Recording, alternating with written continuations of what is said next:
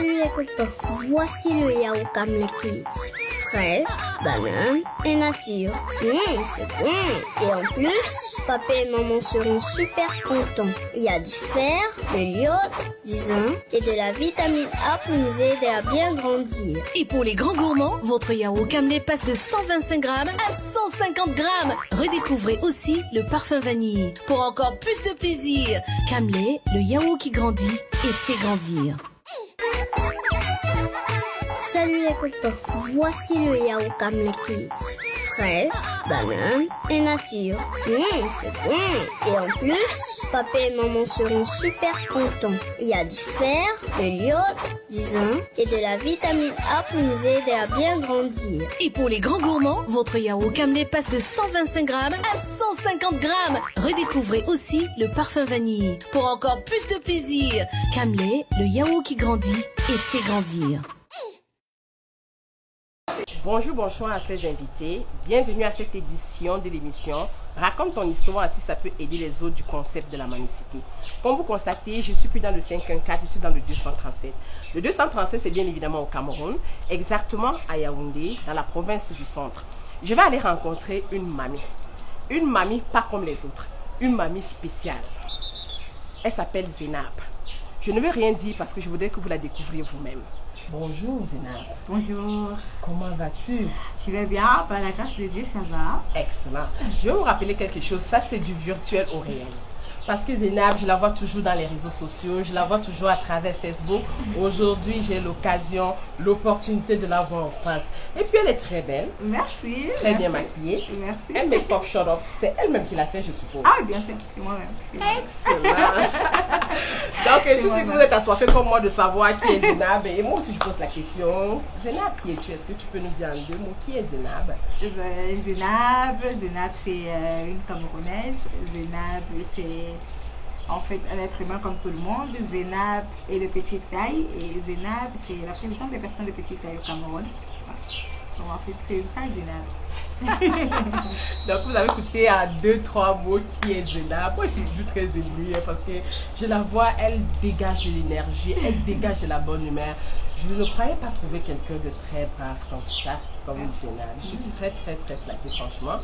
Donc Zénab, dis-moi un peu, si avant de passer à l'association que tu as créée, je voudrais que tu me parles un peu brièvement de ton parcours. Mon parcours n'a pas été facile, comme tout le monde, en fait comme tout enfant. Je suis née à Bafoussam, à la région de l'Ouest, du Cameroun. Et puis c'est comme ça que mon père est affecté à Ibolova, où je dois suivre mes études. Et lorsque j'arrive là-bas, on n'accepte pas que je puisse insérer le milieu scolaire comme tous les enfants, parce qu'on voyait que j'étais différente, je n'étais pas comme tout le monde. Et ça n'a pas été facile, mais par la grâce de Dieu, j'ai pu suivre un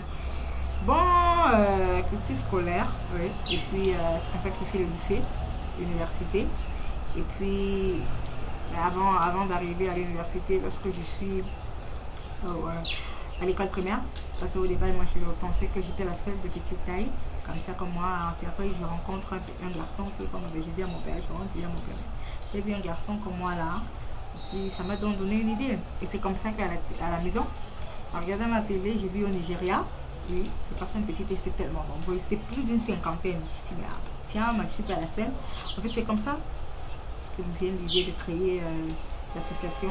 Donc, c'est comme ça que j'ai fait dans un parcours scolaire, ou que je n'ai pas encore fini parce que je suis en train de suivre une formation et puis c'est comme ça que je me retrouve en train de créer dans l'association et qui prend pratiquement, disons, tout mon temps malgré les études. Waouh. Donc comme ça, vous avez, c'est à travers l'association de Petite Taille du Nigeria, en visionnant, vous avez rendu compte qu'il y avait des gens dans d'autres pays qui se regroupaient ensemble pour faire des choses. Exactement, en fait, c'était même pas une association, en fait, c'était un monsieur en fait, qui avait décidé de les réunir comme ça, parce qu'en fait, c'était comme s'il voulait les donner un don, comme s'il voulait les encourager, et il les a réunis parce qu'il a vu que c'était pas, en fait, ils n'étaient pas comme les autres, ils étaient des gens rejetés, des gens marginalisés. C'est comme ça que je les vois à la télé, parce que comme je vous ai dit au départ, moi je pensais que j'étais la seule comme ça, parce que partout, je voyais pas des gens comme moi. Donc c'est comme ça qu'à l'école primaire, je vois ce petit garçon qui est comme moi. Et puis à la télé, je vois ces gens. Ben, c'est comme ça que je dis à mon père que ben, je vais créer quelque chose qui va nous permettre de nous réunir et puis de voir comment est-ce qu'on peut militer pour défendre notre cause. Excellent. Revenons un peu à ton parcours scolaire, parce que je suppose que des personnes comme toi, ça n'a pas été facile. Quel était le regard des personnes de taille normale vis-à-vis de toi, et comment est-ce que tu faisais pour transcender ça? Parce que je parie qu'il y a des enfants comme toi qui ont peut-être accroché, comme on dit au Canada, qu'un enfant décide de ne plus aller à l'école, on appelle ça le décrochage scolaire, qui ont décroché tout simplement parce que avec ce défaut sur leur physique, ils ne parvenaient pas à supporter le regard des autres. Comment tu as fait transcender tout ça? Effectivement, j'ai eu la bénédiction, parce que moi j'ai pas passé la chance, j'ai eu la bénédiction d'avoir des parents fabuleux. D'avoir des parents fabuleux. Moi je dis toujours que si je suis ce que je suis aujourd'hui et je continue d'être ce que je serai, c'est grâce à mes parents, en fait, avec la bénédiction de Dieu, c'est grâce à mes parents, parce qu'on dit nos parents sont nos dieux sur terre. Et c'est un hommage que je ne cesserai jamais de rendre à mon père, père à son nom, parce qu'il est décédé en décembre.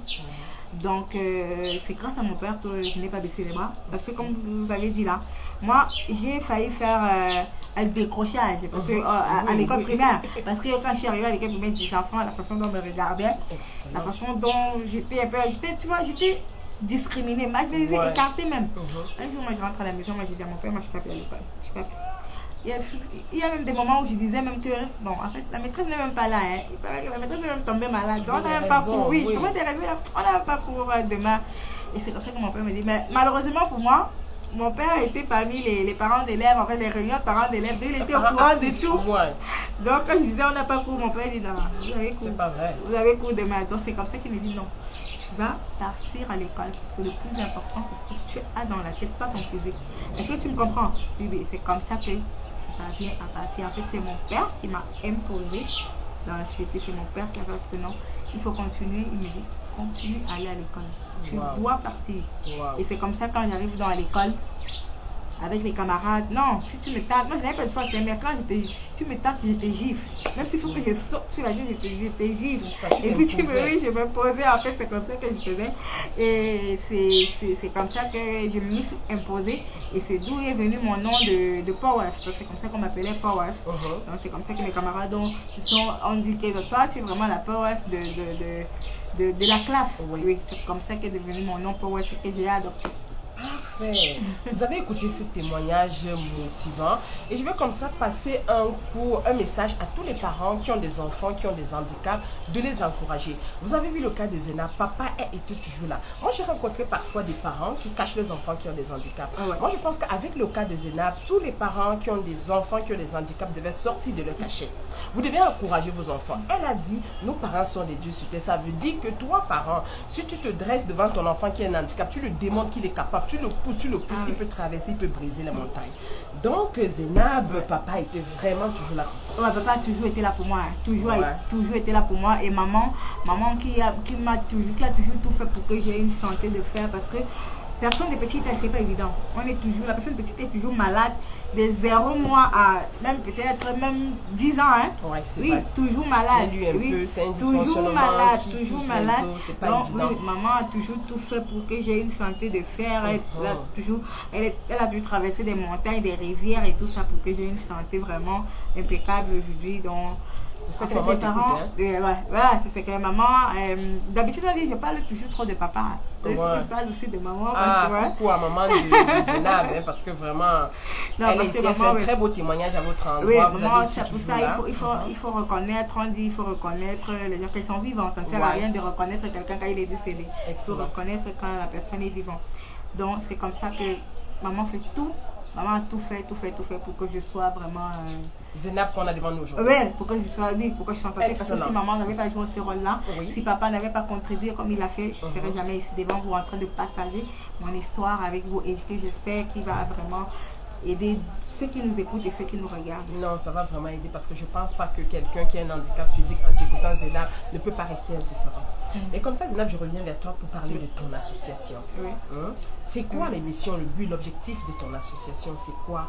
Le nom d'abord, tu l'as créé quand? Quel est le but, quelle est la mission de l'association? En fait, l'association s'appelle l'Association nationale des personnes de petite taille, Cameroun. Et en anglais, c'est National Association of Little High People, so in Cameroon. En fait, l'association a été créée, comme je vous l'ai expliqué, quand j'étais à l'école primaire. J'ai pris du sérieux avec quand j'étais au lycée, mais a été légalisée en 2012. Vous allez me demander pourquoi en 2012. Ça, c'est vraiment la question. Pourquoi? Parce que ça a pris ce long schéma. Parce que, en fait, moi, je n'ai même pas de réponse parce que j'ai été étonnée comment ça a pris tout ce temps les autorités. Parce que normalement, on m'avait dit qu'il fallait déposer ça à la préfecture et c'est là-bas qu'on légalise. Ça a pris tellement de temps. J'ai marché. Tous les pluies de Yaoundé, soleil, tout. Franchement, si je regardais cette peine-là, je ne devais pas continuer parce que c'était vraiment difficile. Et là-bas, il y a des escaliers, hein, des marches. Et vous savez, certains escaliers sont un inconvénient pour la personne de petite taille. J'ai pris ce risque, j'ai attendu des années. Quand j'ai déposé ça, j'ai encore tapé 2 ans avant que ça ne soit légalisé. Donc, l'association a été légalisée en 2012. Et l'objectif de l'association est de mettre fin à la discrimination, la marginalisation des personnes de petite taille, les assurer une insertion normale et les faire assister par les bailleurs de fonds, les ONG, les âmes de bonne volonté et tout ce qui suit. Donc ça n'a pas été facile vraiment de mettre sur pied cette association. Ouais, pas été facile. Tu t'es accroché, tu étais vraiment la power. Hein, ouais. Parce que sinon, à un moment donné, tu devais laisser tomber. Ah oui, je devais laisser tomber. Non, regarde, tu as vraiment une tête dure. Tu as vraiment la tête dure. Ah ouais, ben oui. Parce que quand je regarde le moment où tu as commencé, au moment où ça s'est légalisé, à un moment donné, mais tu incarnes l'endurance, Zena. Si on peut dire ça. Ah ouais.